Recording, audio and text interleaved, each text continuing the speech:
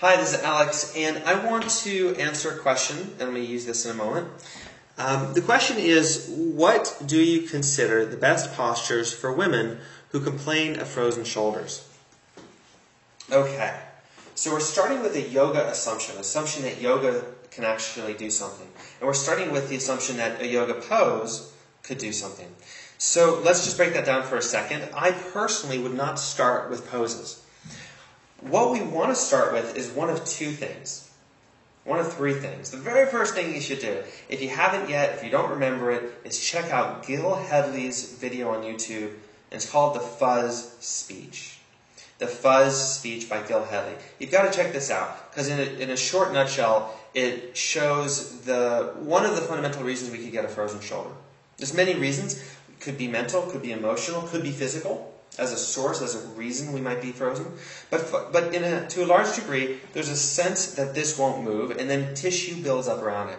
So for the person for who that is the case, that the tissues won't work, or there's pain involved, then pose is the last thing I would do, or one of the last things I would do. To preempt, to set the shoulder up for success, there's two things that we want. One is pain-free movement, and two is to introduce change from the outside. So pain-free movement might look something like this. I walk in, and I say, this shoulder is frozen. It hurts if I move it beyond here. It hurts if I move it beyond here. Without knowing anything else, one thing you could do to empower me is to start working with pain-free movement. Now, if we really open up to being creative, to letting go of assumptions and even what we think we know, we might just start out with what's simple movement that would give me success without pain. And what this does is it starts to connect movement with joy, with pleasure.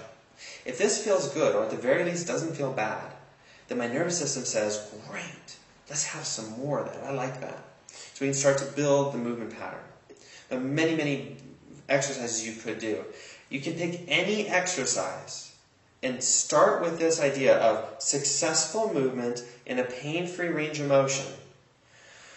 Breathing, relaxing, allowing the nervous system to learn. And then you can develop bigger and bigger movements. Now, the next level of specificity and skill would be to say, what does the shoulder do? What can it do? And what can we take it to do next? So remember that there's a few specific ranges of motion that build up all the movement patterns. One is elevation, depression, internal rotation, external rotation, abduction, horizontal abduction, taking it away from the midline, adduction, bringing it to the midline. We can take it beyond the midline, but we essentially have abduction, adduction. We've got flexion, and we've got extension. If I've forgotten any, you add it to the list below or write to me. But I think that's most of them. We can combine them in a movement that's called circumduction. So the question, one thing to do very specifically and very skillfully would be to assess someone's shoulder movement and ask them to do each one and assess them, rate them, score them. How do they do on each one? And that way you can track progress along all of those ranges of motion. And what's beautiful is you don't have to have any exercise repertoire to simply say, let's do a little bit of abduction. Okay, it hurts there? Great, let's hang out right there and play with a few other movement patterns. And just let it be gentle. Let the nervous system allow for success. If I can't take my hand out here with being completely pain-free, then strengthening, challenging it, and loading it with force in a pose might be a horrible idea. Forcing my arm to come into shoulder flexion, when flexion is only one of about 9 ranges of motion that I can do, might not be the best use of my energy and time to try to help a shoulder that's really, very upset. So again, movement patterns is number one. Now, I'm holding this yoga tune-up ball because this is one of the best tools. It's squishy, so it's gentle as a therapy ball. It's one of the best tools you could possibly use to introduce movement on your own from the outside. Now, you can get a rolfer, you can get a great body worker, and I can recommend some people. And they are going to really, really help you if they know what they're doing. But this is a great way to work with yourself. And you've got all sorts of wonderful muscles that will affect your shoulder.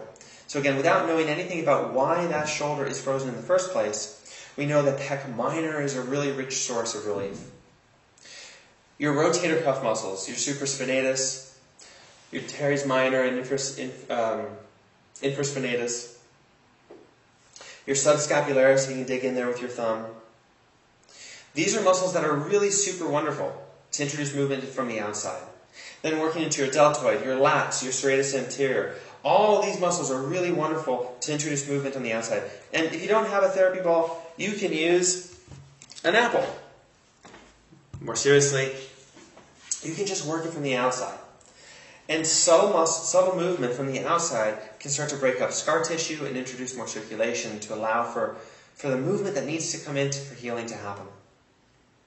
So these are the two things. Pain-free movement patterns in your basic directions of movement for the shoulder.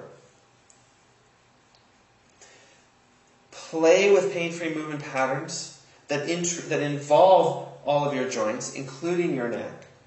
This is much more skillful and highly leveraged than any particular pose you could do. And then once you've got a good foundation through the movement and through soft tissue work that you do on yourself or someone else introduces for you, then you can start to challenge yourself with particular poses held for a bit longer period of time. Always keeping in mind that what actually creates healing here is the connection between the effort that you're producing and the sense of ease and comfort that you're holding. And when you work too hard, you actually can do some damage. So I invite you to hold the original definition of an asana and even of yoga, which is that intersection, the place in the middle between effort and ease. So I hope that's helpful to really think through what would be really beneficial for someone with a frozen shoulder. And if you have any questions, email me at alex@iglesia.com. Thank you.